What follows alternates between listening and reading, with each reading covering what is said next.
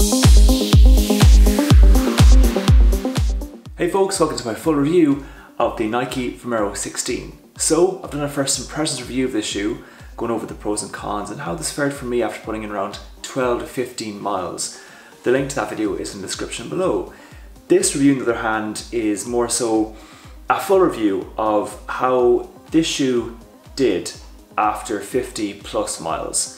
And in this review, I'm just going to go over the text and specs, so the upper, the midsole and the outsole, and then give you my impressions of this shoe.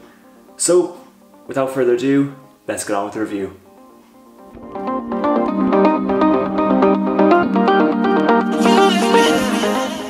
Okay, so text and specs.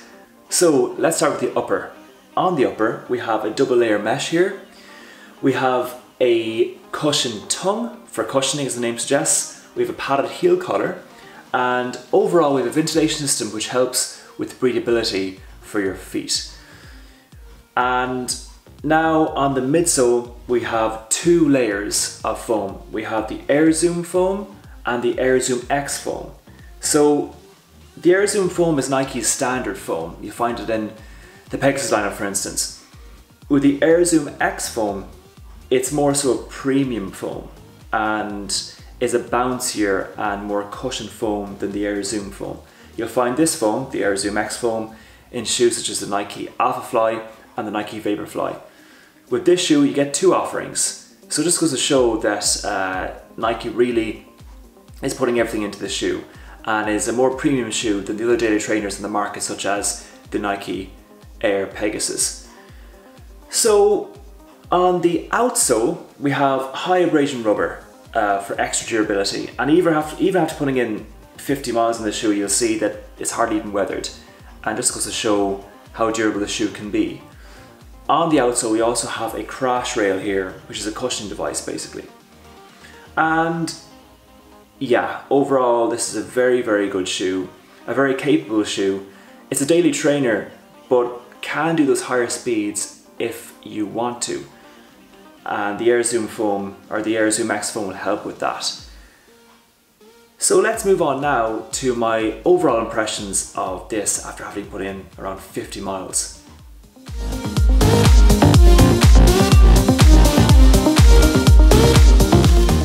Okay, so overall impressions of this shoe. So first off, I really like this shoe. I think it's a great offering from Nike. I think it's their best daily trainer. Is it my favorite daily trainer of all time? No. And why is that? Well, for me, it's a bit too cushioned, if that makes any sense. I prefer a kind of a lighter, more down-to-earth shoe.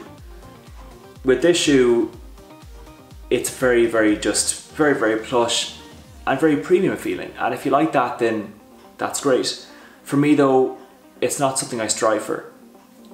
But with that being said, this is nonetheless a great shoe. It's highly responsive. It can be quick when you need to, or need it to be, because it has a Zoom X foam there. And it's just overall very just responsive. It looks good, it feels good, and I was going to say it's not too expensive, but actually it's quite expensive. It's €150, so it's up to you whether you find that expensive for a daily trainer. For me personally it is. But I do think it's worth it, especially if you're only using one daily trainer, because this will last you a long time. It's built for a lot of miles, and Nike has done well here in terms of providing a shoe for that more premium upper market, but also giving you a shoe that will, you know, do you very well and last you a very long time. So that's it. Overall, I'm quite happy with it. Do I use it every day? No. I use it often enough, but not every day. I kind of rotate my shoes. But could I? I suppose I could.